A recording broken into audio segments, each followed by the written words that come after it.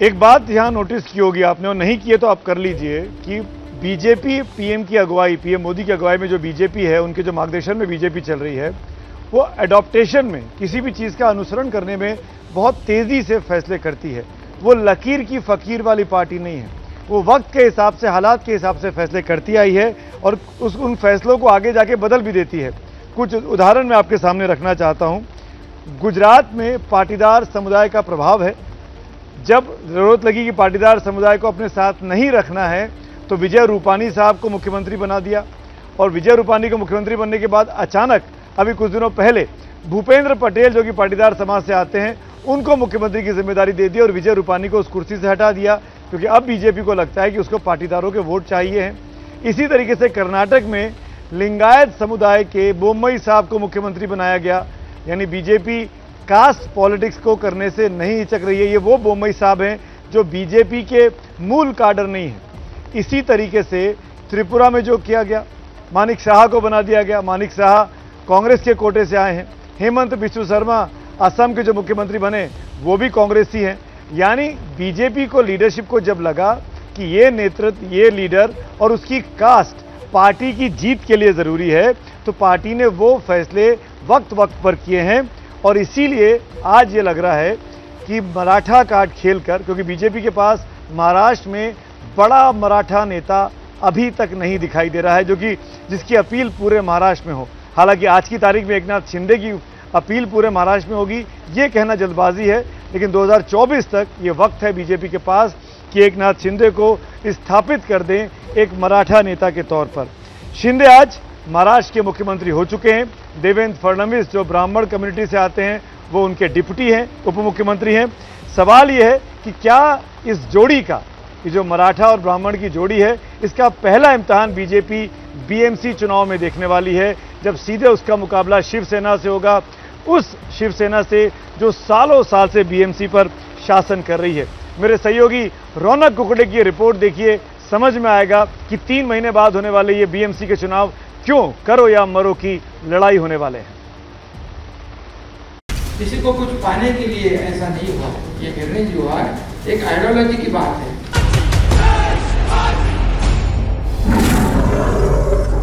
ये बाला साहब ठाकरे जी की हिंदुत्व की बात है।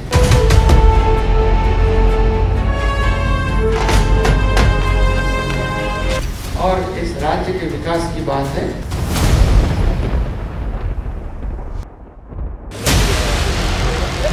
महाराष्ट्र में शिंदे सरकार के उदय के साथ क्या शिवसेना के ढलने की शुरुआत भी हो जाएगी? ये सवाल कौंधने लगा है,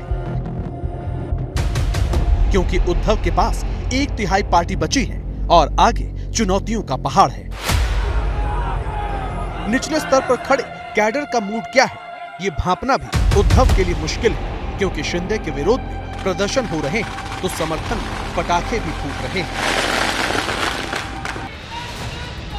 अदावत की एक जंग जीतकर शिंदे गुट बढ़त ले चुका है। दूसरी अग्नि परीक्षा सितंबर में है, यानी बीएमसी चुनाव। 1985 से शिवसेना का मुंबई महानगर पालिका पर कब्जा रहा है और 1996 से शिवसेना का उम्मीदवार ही मेयर की कुर्सी पर बैठा। तब बीजेपी भी शिवसेना के साथ थी, लेकिन अब शिवसेना दो फाड़ है। उद्धव कमजोर हैं और बीजेपी एक मजबूत प्रतिद्वंदी के तौर पर उभरकर सामने आई है। बागियों के सत्ता में आने के बाद शिवसेना पहले ही सिकुड़ चुकी है, और अगर ऐसे में बीएमसी भी हाथ से गई तो समझो शिवसेना मातोश्री तक सिमट जाएगी। मुंबई पर प्रभाव खत्म हो जाएगा, क्योंकि हजारों करोड़ की संपत्ति वाली बीएमसी सोने की चिड़िया है। बीएमसी का 2022-23 का बजट 45,949 करोड़ रुपए का है, जो कि गोवा, सिक्किम, मिजोरम, नागालैंड, अरुणाचल प्रदेश और मेघालय जैसे राज्यों के बजट की तुलना में बहुत ज्यादा है। बीएमसी में जिसकी सरकार, उसके सारे ठेके और ठेकेदार। यही से शिव सैनिकों को काम और पार्टी को फलने फूलने वाला फंड मिलता है। ऐसे में बीएमसी हाथ से गई तो पार्टी और चरमरा जाएगी। आसार इसलिए भी ठीक नहीं क्योंकि शिंदे का प्रभाव क्षेत्र भले ही ठाणे है, लेकिन मुंबई के कार्यकर्ताओं पर भी उनकी पकड़ है। बीएमसी के आर्थिक तौर तरीकों पर कैग सवाल खड़े कर चुकी है। ऐसे में शिंदे गुट भ्रष्टाचार को मुद्दा बना सकता है। बीएमसी की लापरवाही से मुंबई हर बार बारिश में डूबती है, इसलिए शिंदे गुट को जनता मौका भी दे सकती है। शिंदे गुट कैसे चुनाव लड़ता है, बीजेपी के साथ लड़ता है, अलग रहता है, सिर्फ वोटों का बंटवारा करने के लिए उनका इस्तेमाल होता है या साथ में लेके लड़ेंगे, ये सारी चीजें मेरे ख्याल से उस पर निर्भर करती है। लेकिन कुछ न कुछ नुकसान तो जरूर होगा शिवसेना का। शिवसेना के लिए आगे कुआं पीछे खाई वाला हाल है। पार्टी तो टूटी ही टूटी। डर चुनाव चिन्ह पर शिंदे गुट के दावे का है, इसलिए दोनों गुट खुद को असली शिवसैनिक साबित कर रहे हैं। एक मजबूत ऐसा संगठन हुआ है कि आज एक काम करने वाला मुख्यमंत्री जो महाराष्ट्र के हर कोने में जा सकता है। ये 30 लोग को मैं भी कहती हूँ कि फिर से लौट कर आए, अपनी कॉन्स्टिट्यूंसी में जाएं और उन शिव सैनिकों के बगैर वहां से लड़कर दिखाएं। ये तूतू मैं अगर चुनाव आयोग की दहलीज तक पहुंचा तो वहां से 3 रास्ते निकलेंगे। पहला ये कि चुनाव आयोग उद्धव गुट को असली शिवसेना माने और चुनाव चिन्ह वापस ना ले। दूसरा कि शिंदे गुट की दावेदारी को चुनाव आयोग मान ले, तीर धनुष उसे मिल जाए। या फिर तीसरा ये हो सकता है कि चुनाव आयोग इलेक्शन सिंबल को फ्रीज कर दे, यानी किसी गुट को चिन्ह ना मिले। लोक जनशक्ति पार्टी में जब चिराग पासवान और पशुपति पारस के बीच फूट हुई थी, तब आयोग ने सिंबल फ्रीज कर दिया था। चुनाव चिन्ह पर दावेदारी सिर्फ विधायकों और सांसदों की संख्या बल से तय नहीं होती। चुनाव आयोग ये भी देखता है कि पार्टी के कितने पदाधिकारी किस गुट के साथ हैं। इस मामले में उद्धव ठाकरे का पलड़ा भारी है, क्योंकि उनके विधायक टूटे हैं, पदाधिकारी उनके साथ ही हैं। बागियों ने पहले उद्धव की सरकार पलटी, अब ताबड़तोड़ फैसले बदले जा रहे हैं। शुरुआत फडणवीस ने की है। 2019 में उद्धव ने सत्ता में आते ही मेट्रो कार शेड के काम को आर्य कॉलोनी से कंजूर मार्ग शिफ्ट कर दिया था। अब फडणवीस ने डिप्टी सीएम की हैसियत से कार शेड को आर्य कॉलोनी शिफ्ट कर दिया है। केंद्र सरकार के रिफाइनरी प्रोजेक्ट को महाविकास अघाड़ी सरकार ने रोक दिया था। मुमकिन है कि शिंदे सरकार प्रोजेक्ट को जल्द शुरू कर दे। उद्धव सरकार ने बुलेट ट्रेन के लिए जमीन का अधिग्रहण नहीं किया था, अब हो सकता है काम बुलेट की रफ्तार से हो। माझा राग मुंबईवरती काढू नका। आरेचा निर्णय त्यांनी जो बदलला त्याने मला खरंच दुःख झालेलं आहे। माझं म्हणजे माझं नाही, मी पर्यावरणवाद्यांच्या सोबत आहे, पर्यावरणाच्या सोबत आहे। मुंबईकरों के हित में तुरंत अगर मेट्रो शुरू करनी है तो कार शेड वही बनना चाहिए।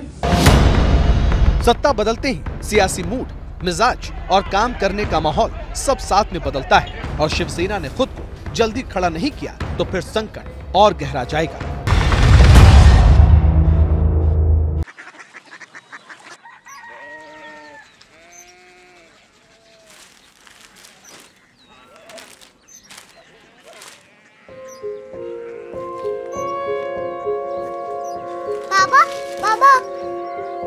कोरिया सिटी जानी ना।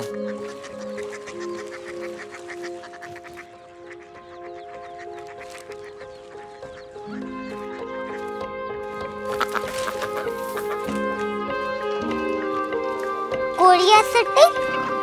हाँ।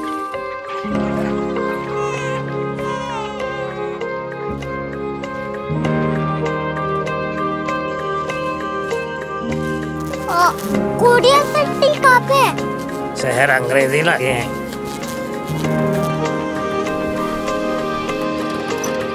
Korea city.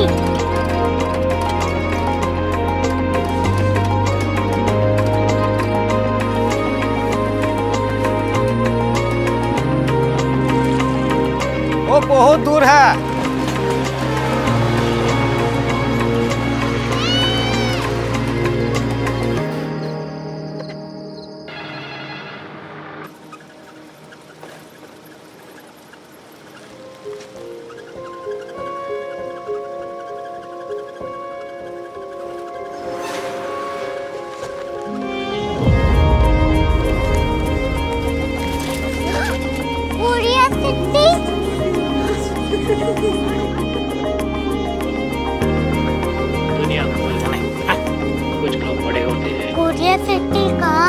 प्रोफेसर साहब को पता होगा। हो, ये छोटा वाला ग्लोब लगता है और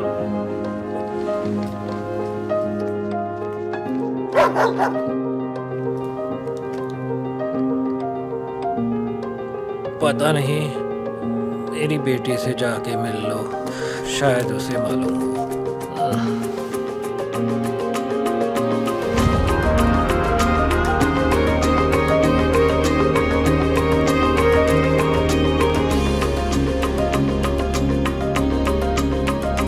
हाय, बाबा ने भेजा है। Come here. Korea city. Korea city नहीं, क्यूरियोसिटी। वो क्या? That's what brought you here? जो तुम्हें यहाँ तक ले आया। क्यूरियोसिटी।